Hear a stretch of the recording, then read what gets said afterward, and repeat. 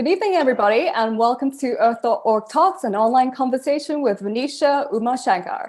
My name is Olivia Lai, the managing editor at Earth.org. I'll be your host for tonight's event, which is brought to you by the Hive co-working spaces, a place where passionate and entrepreneurial people can get together and share ideas while growing their businesses. The Hive has locations in Thailand, Vietnam, Japan, Australia, Singapore, and Taiwan. So tonight we are talking about climate solutions and innovation, which is why it is so important in the fight against climate change, as well as the role that youth will play in this fight. Which is why we are inviting our speaker today. Vinisha is a 15-year-old student and innovator from India who has developed a solar-powered ironing cart as a clean alternative to the charcoal-powered street irons that is widely used in India. She's also the youngest finalist of the inaugural Earthshot Prize last year. So before we start, I want to remind our audience to make sure that there'll be a Q&A session right after our interview. So please pop your questions, if you have any, into the chat box here on Zoom, and we'll be sure to field them to Vinisha. So welcome, Vinisha, and thank you again for joining us. It's my pleasure. Really excited to hear what you have to say. So before we kind of go into your work and everything about the solar ironing cart, we'd love to get to know you a bit more. So at 15, you're already remarkably done a lot. What made you become interested in science in the first place, and what makes the subject so special to you? Well, I guess I was introduced to science at a very young age. So you could say about 5 or 6 years old. Not really as a subject, but as something interesting to do, like an experiment or something fun to do, because you can't expect a 5-year-old to do anything with a subject. So I was just doing fun things with science at a young age, and I thought that they were really interesting. So that interest in science just developed as I grew up. So now I can do many more things with science, and the solar ironing cart is just one of them. So what kind of fun stuff you did beforehand? Is it like creating your own little science project, or was it just someone teaching you, some gadgetry and stuff? Actually, when I was younger, my parents encouraged me to read a lot. So I actually had a science book introduced to me. It was a space encyclopedia with a lot of science facts in it, and I thought it was really interesting. After that, the fun activities like creating a few models or doing simple experiments, I had a lot of fun with those experiments, and I also enjoyed reading. So that's how my interest actually began. Mm-hmm. Is there a specific experiment that stood out to you when you were younger? I think I liked a lot of paper crafts related to science. There was one experiment with electrostatic energy. Oh, wow. It's just it was a really simple one. You rub a balloon on your head and then the paper sticks to the balloon. I know it sounds simple when you're about 15, 16, but it was fascinating when I was 5. No, absolutely. I mean, these small things if it interests you and actually can lead to kind of bigger inspiration, I think that's really important. That's really interesting to hear. So what are some of your kind of big inspirations or people you look up to, aside from obviously your parents kind of leading you to introducing you to the science subjects? Is there anyone that, not just in your family, but kind of out there in the world that really inspires you? Well, I do think there was C.V. Raman. He's an Indian physicist, and he started to gain interest in science around the age of 11. So that was around the age where I also started to learn about a lot of these scientists who had done a lot of work in their fields. Mm-hmm. And it was also around the age where I started to think about climate change. So when I saw him doing lots of work from a young age, and he's also the first Asian to ever win the Nobel Prize. So I thought, considering the circumstances he had back then in the 1930s and the solutions that I have now, I should also be able to do something at a young age as well. And that paid off with the solar ironing cart. Yeah, absolutely. I mean, speaking of being aware of climate change, the subject wasn't probably really in the mainstream until the last 10 years. And, at your young age, this is something you're much more aware of it. But how familiar when you're growing up about, the environmental issues around the world or just within India, how is it affecting your country? Well, I think we could use a little example here because when we grow up with something, it just stays with us for the rest of our lives. That could be something like music. When we listen to music when we're younger, we still tend to like those songs even as we grow up. Sure. And when you grow up with something like environmental issues that is somehow becoming a normal situation right now, it stays with you and you want to do something about it. So when you become aware of these situations, you would potentially just want to do something. I was introduced to these issues when I was about 8 years old. I Mhm. read a newspaper article about it and I thought that this is definitely wrong. And it was disturbing to think about all of these things happening around the world. So I thought, why not? Maybe even a small contribution can help in preventing this. So I just wanted to do my part. Hmm. I am curious, aside from being that awareness, have you actually experienced the impacts or the biggest environmental issues in the country right now? Obviously, you're from India, floods and rainfall are kind of biggest issues. Have you actually experienced the worst of the impacts so far? Yes, actually, living in India, the impacts of climate change are very much visible. So, we have something called the monsoon season, and Mhm. that happens to be in the later summer months. So, that would be around June to October. We're supposed to have the monsoon then. But for the past few years, we haven't been getting it on time, which in return, it affects the agriculture and then it affects food, which affects its prices, and it just causes a whole economic disaster over here. And the pandemic didn't help either. So technically, we've been seeing a lot of impacts of the climate change. We've been having a lot more hurricanes in India, more than usual. A lot of floods in India due to the untimely rains. Mhm. Air pollution levels are really high. So there are way too many impacts of climate change that are very much visible over here. Hmm. So obviously you're faced with all this impact and effects from climate change. You want to do something now. And then that kind of came about in the form of your invention with the solar ironing card. So let's kind of take it all the way to the start. Like what was the inspiration behind the invention? How kind of take us through the process of creating from scratch to the end product?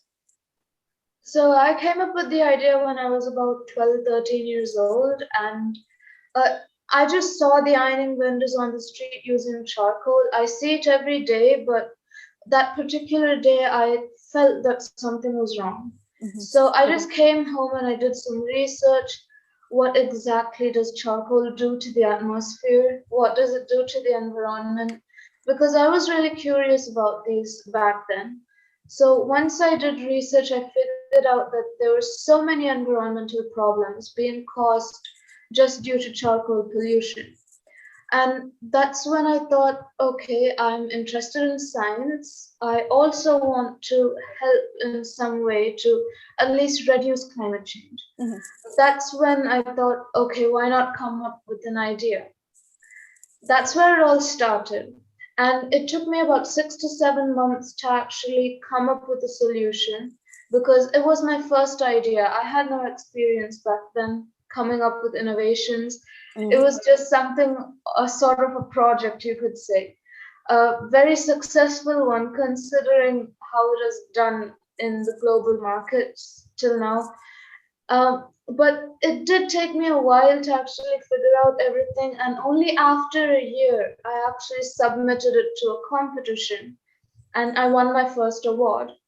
So that award gave me a lot of confidence. It actually helped me believe in my innovation because when you do things for the first time, it takes a lot to actually build up that confidence.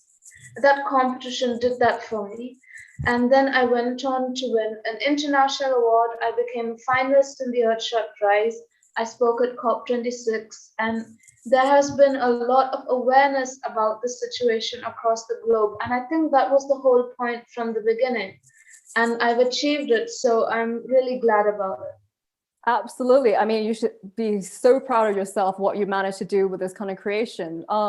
Just a little bit of context. What is the purpose of a charcoal ironing cot in India, and how bad is the effects from it? Like, is there greenhouse gas emissions? Obviously, comes a lot from it. The air pollution. Can you kind of take us through a little bit about that as well? Sure. Here in India, they've been using charcoal to iron clothes for the past 300 years. So you could say that has been happening since the 17th century, or when the Industrial Revolution started. So back then, charcoal iron was normal. It was also really efficient and cheap. So you could say back then it was a sustainable method. But times are changing, the world is changing, and when change occurs, you also have to change your habits. And that's where charcoal becomes a problem because nowadays climate change is real and charcoal is not helping, it's only causing more damage. It has a lot of air pollution, and when you're done with the charcoal, you can't reuse it again. So the ironing vendors just dump it in the garbage.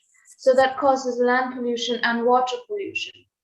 And the charcoal fumes are really toxic, they're poisonous. So when you inhale them, it causes a lot of respiratory diseases. So it not only harms the environment, but the society and health of people as well. So that's a lot of problems caused by charcoal, which has been considered normal for so long, which is why I wanted to come up with a different solution. So how does what you created is a solar powered car. So how can you take us through it? How it's actually going to work, and essentially how would it eventually replace most charcoal ironing cot, hopefully in the future? So the solar ironing cot, the concept is really simple. So simple that sometimes people do wonder what's so different about it. Because it's just very simple. There are solar panels on the top. There's a battery inside the ironing cart, which can power the ironing cart for about 5 to 6 hours. But since the solar panels are always collecting electricity from sunlight, it can essentially work 24/7. Also, the iron box, and there are a few lights to work at night. And there's a fan because the weather here is really hot during the summer months. So I've added a few things here and there to just make it more convenient for the ironing vendors. It also has a cycle which has been attached like a bicycle to the cart. So the ironing vendors can ride it around town. And it fulfills 13 out of the 15 Sustainable Development Goals of the UN. So it's really useful in many ways. It's simple, but that's the point. It's simple enough for people to understand how it works. So how many charcoal-based ironing carts are there right now in India? How do you see a timeline or ways we can kind of transition over to what you created or something similar eventually in the next 10, 20 years? So right now there are about 10 million of these ironing carts in India. I did a little population check and a few calculations to arrive at that approximate number. I also asked the ironing vendors over here how much charcoal they use. So they said approximately 5 kg a day. So if you just multiply that, so there are 10 million carts, each using 5 kg of charcoal. That means 50 million kg of charcoal is being burnt every day just in India. So that causes a lot of pollution. So when you think about transitioning, there's obviously a lot of stigma and tradition attached to the charcoal-based irons. So convincing ironing vendors to change might be a little bit of a hurdle in the beginning. But I've spoken to a few vendors and they already seem to like the idea, which I'm really glad about because I know change is a bit hard to accept sometimes. And they readily agreed. So that's really good, knowing that people are also gaining awareness about the situation. Knowing that they're ready to accept change, we could assume that the solar ironing carts could slowly replace the charcoal-based irons through next year and perhaps gain the majority in the upcoming year. So obviously it is about educating what's the issue and then kind of convincing them to make the transition. What is the best way to kind of scale up this type of technology in the long run? For example, do you reach out to one by one all the different vendors, or is there kind of a larger way to connect with these vendors? I think it's more of a combination of things. Obviously, awareness is key because sometimes just being ignorant can be a hurdle in such situations. So when you think about it, you have to make all the vendors aware about the situation, know what's wrong and why they're supposed to change. Then they might become more open towards the idea of a different kind of ironing, and then they might be willing to change. Another thing is how to scale it up on a large scale. This will require a bit more of the financial assistance and reaching out with people, but the Earthshot Prize has been helping me with that as part of their finalist support. So we're getting there soon as well. And soon we're going to be manufacturing the solar ironing cart. Then I can actually see how the impact changes across the country. Incredible. That's really exciting to hear. So kind of bring it back when you first completed, you did mention you took 6 to 7 months to finish this creation, which I actually think is very fast and incredible. Oh. What was the kind of immediate response when you did it? When was that moment you knew, okay, this is succeeded, this is the right completed experiment? Well, as I said before, change is not something everyone accepts. So when I came up with this idea, there were obviously people who would say, you're too young, or this is too simple. But I think that's normal by now, so I didn't think much of it. I really felt that this has succeeded when I won my first competition. It was the APJ Abdul Kalam Ignite Award after a famous scientist in India called Abdul Kalam. He contributed a lot to the space science sector, and he worked a lot on the rockets and satellites which are orbiting the Earth right now. So it was a really prestigious national award, and that was when I knew that the solar ironing cart is actually something that can be successful in the future. Well, speaking of all the awards you've gotten, obviously the big one that we kind of all had the attention from was the Earthshot Prize, which you were recently a finalist. So for those who are unfamiliar with it, the Earthshot Prize is an award created by Prince William, championing solutions that are currently saving the environment and the planet in general. So what was the process like? I'm very curious, did you actually apply it yourself, or were you nominated? How actively were you involved with the whole process before realizing you were the finalist? So we can't actually apply for the Earthshot Prize. The Earthshot Prize has a list of companies, organizations, or individuals who will just search for people who can help or change or think that they fit in these award categories. So basically, you will never know that you've been selected for the Earthshot Prize until they tell you. You can't really apply for the competition. And most large-scale competitions do work this way. So if you're planning for any international competitions, you might want to check out the nominator list first. Then you would know how to get nominated, what's the criteria. After that, they would conduct an interview, probably ask you a little more about your idea and how you got it done. Then you will either receive the news that you're a finalist or a winner. Then it depends on where the award ceremony happens. So how aware are you about this award? Because they announced it quite early on. It took a while to kick off, but then so how aware are you with the actual prize itself, and how surprised to hear that you were nominated? Well, I was quite aware about the competition from the beginning, but not really having any intention that I would actually get nominated for it. I just thought the competition was really good. It had a good initiative. It was for a good cause. And I thought it would be amazing if people actually won the Earthshot Prize. I just didn't know that I would be one of the finalists. But if you fast forward to now, it's really good. I met a lot of good people who are working for various causes related to our planet. And it's just a really good way to make connections across the globe with people who are working on similar things as you are. So large scale competitions always work with networking. Mhm. So with your newfound platform from Earthshot Prize, what are some, and all the connections that you can make now as well, what are some of the biggest issues that you want to highlight or tackle or kind of push forward from now, you know?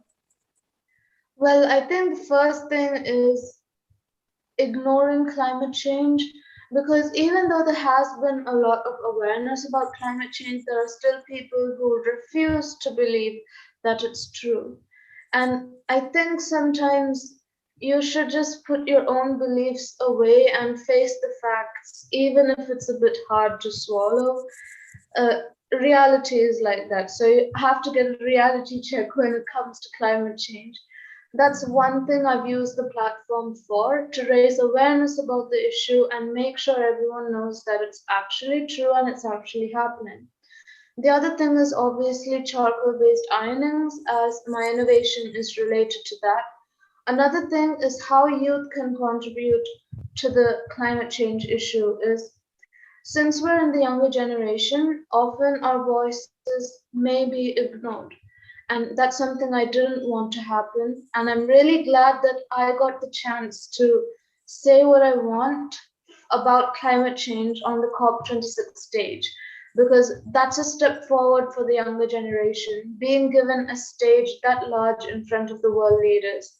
So I think that I conveyed everything I could have on stage to the world leaders of what we had to say. Absolutely. And speaking of COP, obviously a lot of tension was on it because it was people coming up with their updated pledges with climate change, and a lot more attention because of the 5 year, 6 year anniversary from the Paris Agreement. So what was that experience like, aside from managed to speaking on stage and raise kind of bringing your voice forward? Were there any highlights, people you met, or surprises that you managed to experience? And what kind of your final thoughts from the outcome of COP26 as well?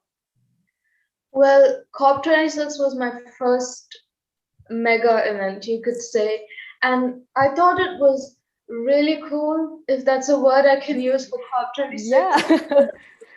I've never seen that many people in a place at once.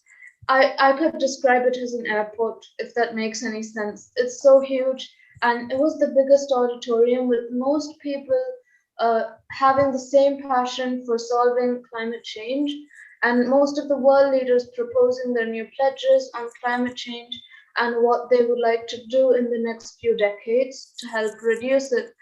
It was really good to hear what they had to say and what they would do in the next few years. And I would really like to see it actually follows up in the same way, because you never know what will happen in the future in regards to climate change. Overall, it was a really good experience. I met a lot of people, such as the world leaders. I met a few potential investors for the solar iron cut. Obviously, Prince William and Princess Catherine. Uh, they are really friendly and humble, down to earth, you could say. And it was overall just a good time. Excellent. So obviously the COP26 people, the end result was that they agreed to phase down but not phase out coal completely. Kind of impersonally, how did you feel about that? Well, there have been a lot of mixed opinions about this, as we can see on the internet about the phase down, phase out. But personally, I do think India is still a developing country, and we do have a lot of time for improvement. Considering that this is about to end in 2070, there are a lot of changes that can happen before that. So we just have to keep a positive outlook. Maybe there is a way we can phase out before that as well. But phasing down is better than doing nothing. So I think it's better that we keep a neutral stance from now and just see how it goes. Maybe it will definitely work, because something is better than nothing.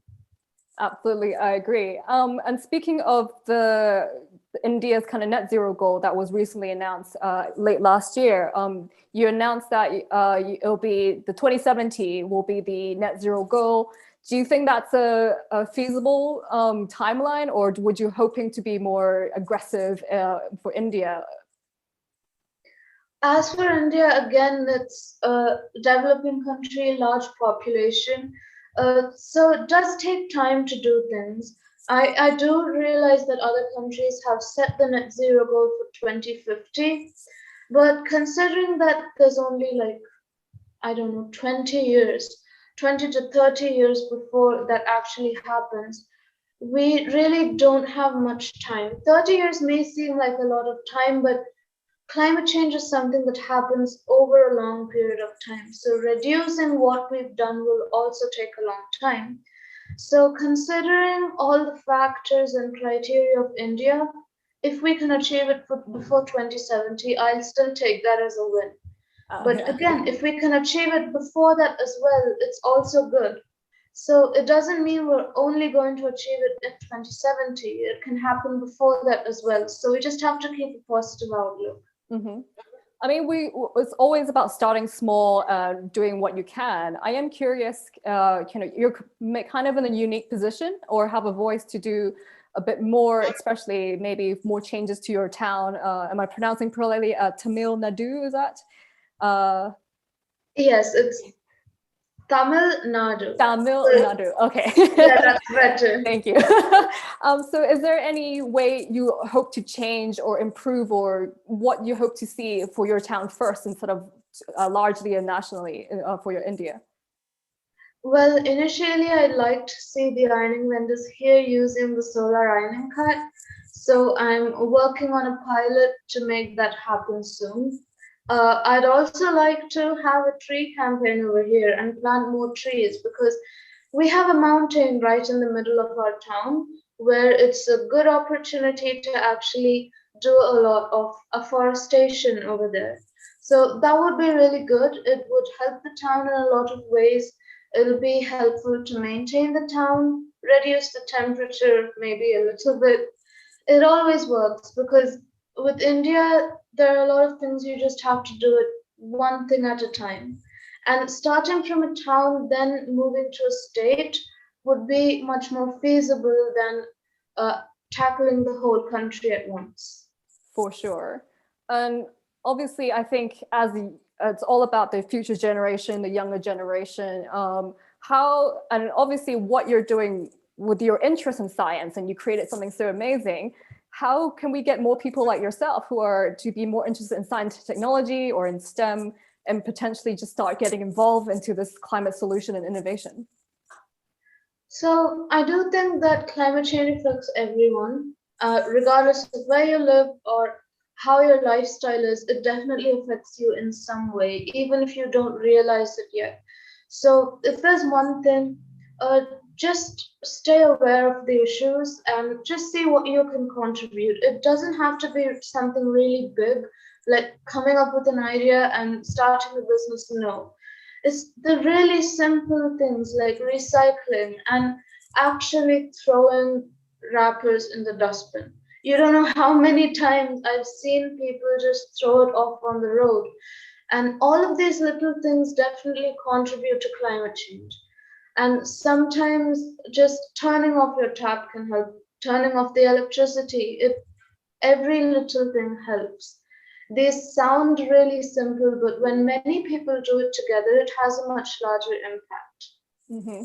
I am curious, this is all very useful to kind of encourage people, young people around the world to get involved. What about talking to your peers? What about your friends, your fellow students at school? Have you actually reached out and have conversations on how they can get involved as well?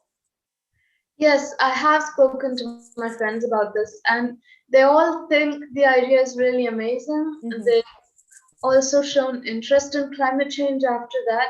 So I've just told them the small things help better rule too. So I've seen improvements. We're not completely there yet, but they have stopped throwing things on the road or on the floor. They instead keep it in their bag and then throw it in the dustbin at home. So it really works that way. You just have to tell them what the consequences are, and people do understand. So sometimes awareness can help. Absolutely. So now that you've done this amazing project, you have that confidence. What kind of advice or would you give to others? Not even just young people, but even grown-ups, if they're looking to create their own, produce their own climate solutions or invention, what would you say? What's a good starting point, and how do you encourage them to push through if they're struggling and stuff like that? First thing is you have to find a problem to solve. And the best way is look in your own neighborhood. 9 times out of 10, you'll find something wrong in it, something you can solve, something you can improve. And that's where you start coming up with ideas. They don't need to be really difficult. As you can see with the solar ironing card, it's a simple concept, but it serves the purpose. So that way you can just come up with a solution. Then just have confidence in yourself till you see it become successful. I know it doesn't happen all the time because there are times where you feel like you want to give up, but mine took almost a whole year to actually gain recognition. It didn't happen overnight. So you just have to persist with it. Just see how far your idea can go. And if you receive criticism, and if it's constructive, see what you can improve, and that may help or make your idea much more better. That's where it all starts, and that's when you can improve. That's really helpful. And with your attention and probably focus at the moment is at expanding and scaling up your solar ironing card, and of course you're a student.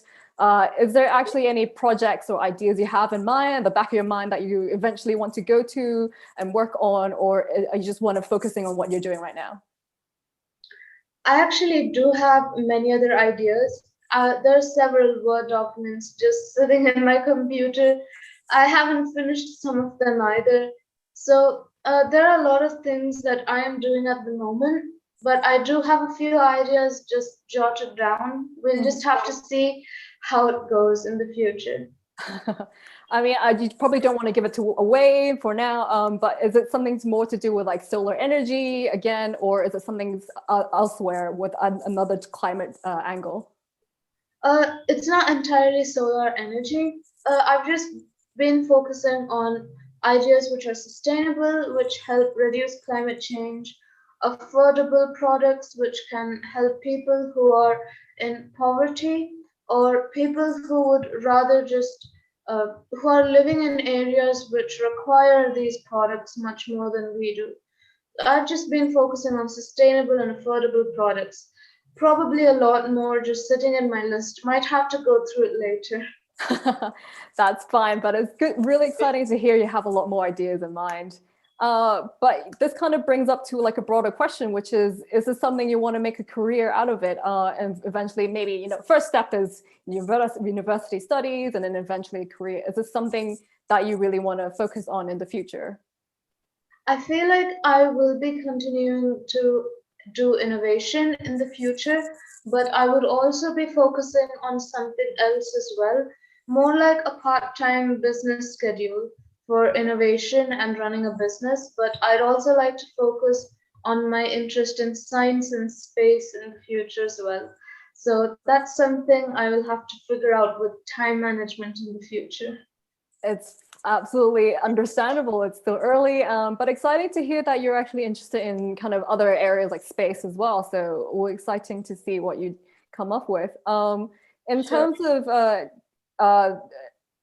looking broader in India, your first project is focusing on solar energy. Do you kind of imagine that solar will be kind of the biggest source for the energy transition for India, or do you actually imagine there's so many other ways we can speed up the 2070 net zero goal?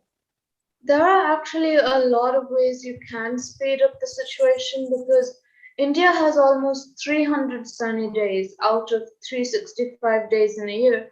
So we have a lot of potential for solar energy and powering all the homes in our country, as well as vehicles, transportation, and businesses. So solar energy does have a lot of potential. On the other hand, India is also a peninsular country, meaning that it has a lot of coastal area. And with coastal regions, you have tidal energy, wind energy, hydroelectricity, so on. There are so many renewable energy resources which can be utilized to help India speed up the 2070 net zero goal. And I think we're getting there. The percentage of renewable energy usage has increased a little bit, but again, we can just improve little by little, and soon we will get there. Hopefully, if we speed up a little bit more, we can reach it earlier than expected. Absolutely. And I'm just going to ask the final questions before I kind of launch into audience questions and kind of people who ask beforehand on social media as well, which is you're at 15, you're already speaking to a lot of investors. It's quite a daunting conversation, I'm sure, actually, to reach out and convince people about your project. What are some of the key things you've learned so far, and advice and people who's also hoping to seek investments for their solutions as well? Well, there's one thing. When you're pitching an idea to an investor, you have to highlight the positives of your idea. You have to show how it will benefit them as an investor, how it's going to benefit the society, how it's going to benefit the people who will be purchasing the product. And in my case, how is it going to benefit the environment? So when you mention all these benefits, there's obviously going to be some questions from the side of the investor where you just have to have an open ear to them. Sometimes they might have something criticism to say. Most of the time it's constructive criticism, meaning it can help improve your project or idea. But there will always be people who will help you soon. They might reject it at first, but they'll always come back again once your idea has improved more. Because in the world of investors and people who pitch their ideas, there's always people who sometimes think it's good, sometimes think it can improve, or sometimes downright think that they can't do it anymore. But there's always a way. You just have to stay positive about your idea. You have to be confident while you're pitching it. Take constructive criticism positively and improve it in the future. And how do you handle that rejection? Do you hear what they're saying, or do you just keep pushing forward and reach out for the next person? You hear what they have to say. Sometimes it can really help, because the next time you pitch to an investor, you know what to expect from them. You know what they expect from you. So that way you can tell exactly what they would like to hear and what your idea is about. And with the improvements, your idea will be even better. But you still do have to push forward to other investors as well, because if you shouldn't get discouraged immediately. There's always a lot of other opportunities out there. I think it's an absolutely important learning experience at a young age as well. So I think it's amazing what you've done so far.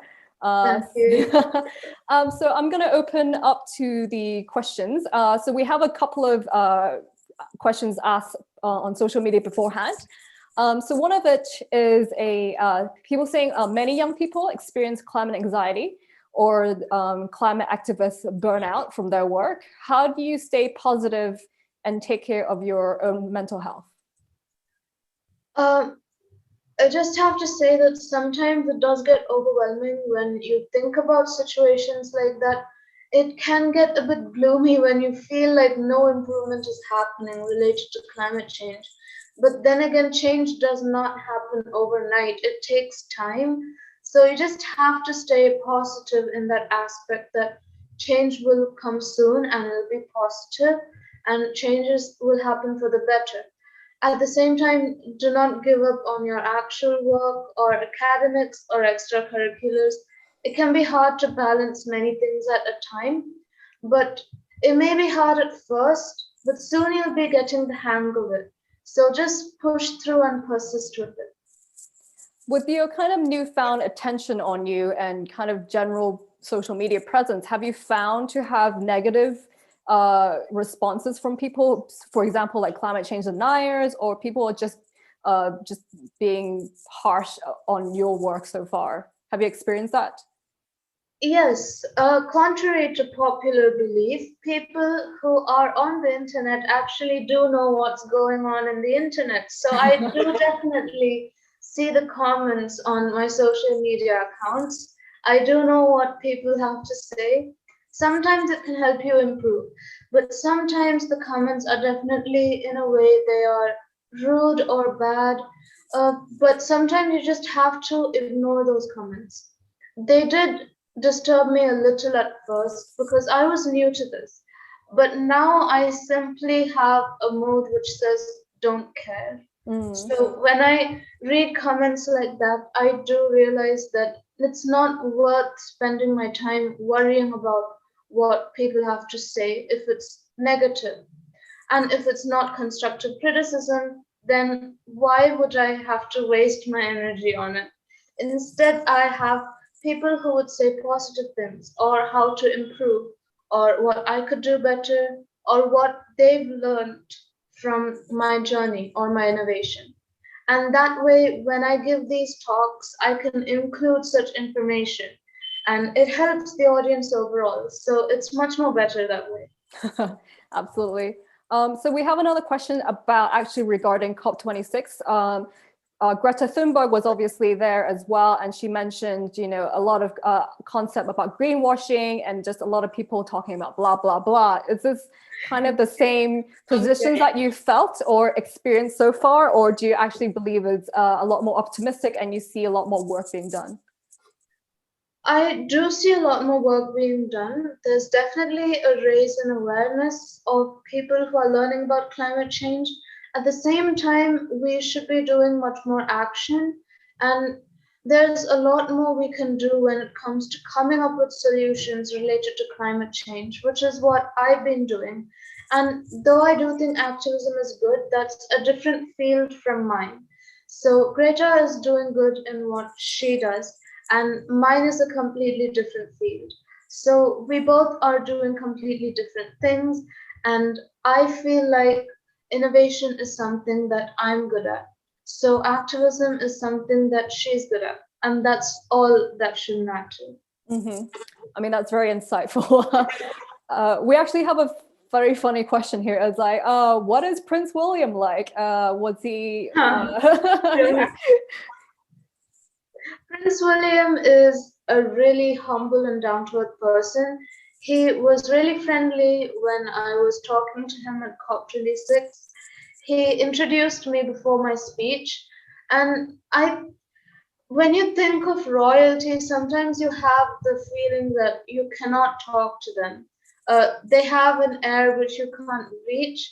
But no, he wasn't really like that. He was, when you actually see the people, you realize, oh, they're human too. So, well, it was a really good experience with him. And the Prince William, Prince Catherine, they were all really good, really nice and kind as well. So it was a good experience with them. That's great to hear. It's quite, I'm sure you were a little bit starstruck or nervous as well in the first time you meet them, or actually attending COP as well during your speech. Let's say starstruck is a really, how do I put it, strong word to put there. Because I do have the habit of actually approaching people when they see me, which means that getting starstruck is usually hidden under my emotions. I don't really show it out. So when I actually meet them, I greet them as I would any other person. That way I can show what my confidence is, how I can approach them as a person. So all the excitement is shown after you return to the hotel room, not in front of them. That's very funny to hear. Obviously, we talked about earlier education very early on is so important. What is some of the advice you would say for parents, for example, to help guide and teach the children kind of growing up about the environmental issues and climate change. How did, for example, for your end, did you feel like your parents were very straightforward with you, or would you hope to have a more honest conversation much earlier on? I feel like I was always honest with my parents, and they were always honest with me. So we don't really have any trouble in communicating with each other, which I'm really grateful for, because I do know people sometimes they have trouble in talking with their parents. And I feel like that should not be there in related to any issues in general, but environmental issues is something that we all face, and we should be able to tell what we think about others' actions and what's wrong and what is right. Because this is ignorance is a problem. It's a hindrance and hurdle as well when it comes to climate change. You just have to show how it affects the other person, directly or indirectly. That way, they'll be more open to changing their habits and how they can maybe tweak a little bit of their lifestyle here and there just to make a small difference. Mm-hmm. Absolutely. And we have one more question from Facebook, which is, how do you think COVID has affected the planet so far? Have people reconsidered their values and importance of the environment, or do you think actually COVID has made things worse? Well, I have to say the pandemic is really funny for the first part. It has hit human lives like a wrecking ball, and it just blasted off the economy in the first place. But when you think about it, we were all at home. There was not much transportation for the first year, I think in 2020, where we were in a global lockdown. And there was not much we were doing outside. So that reduced pollution levels dramatically. And you could actually see that the planet was actually getting better until we came out again. Yeah. And then the levels went back up. But we realized that there are little things we can change. And I think that realization really helped, because now we know where we were wrong and what to improve. So that's something that I think the pandemic did help. But in regards to economy, it has been a complete downfall with the pandemic. But we're getting back there. It is slowly rising again. So that's good news. So I'm going to ask this question, which I actually posed to a lot of our previous speakers as well, especially most of them are kind of the older generation, but it'll be interesting to kind of take your point of view as a younger, which is, you're part of this next upcoming generation, and you're likely experience the worsening effects of climate change. But how optimistic or how hopeful are you that we can actually tackle climate change and achieve a sustainable future? We can definitely tackle climate change. Yeah. I do think there are some things we can't prevent, but there are some things we can change. And climate change is one of those events which we can change for the better, because we've already done what we've done. We can't change the past, but we can change the future. So we just have to change our habits, our lifestyle. These are just simple things. When we change them, it can have a big impact. And I think that's what really matters. We can reduce our impact on our planet, and that in turn will reduce the effects of climate change. We can't completely prevent it, but at least we can reduce it, and that will have a better effect. I absolutely agree. Very wise words. So finally, I'm going to end this last questions before we finish. What are some of your kind of upcoming projects, or any we can expect you to see at any events soon, or speaking opportunities? Sure, just a teaser. You will be seeing me in many places soon, probably in the upcoming months. But I'll definitely be on the internet continuously, and there are a lot more events and ceremonies upcoming in the next few months of summer. So you can look forward to that, but I won't be revealing much more than that right now. Mysterious, but understood. So with that, that brings an end to the evening. And thank you so much, people who've joined us here on Zoom and on Facebook and on social media tonight. And a very big special thank you to Vinisha for being our guest tonight. So where can people, kind of maybe just do a quick shout out on where can people follow you on social media or whatever your updates are coming from as well? Sure, you can find me on LinkedIn, Twitter, and Instagram.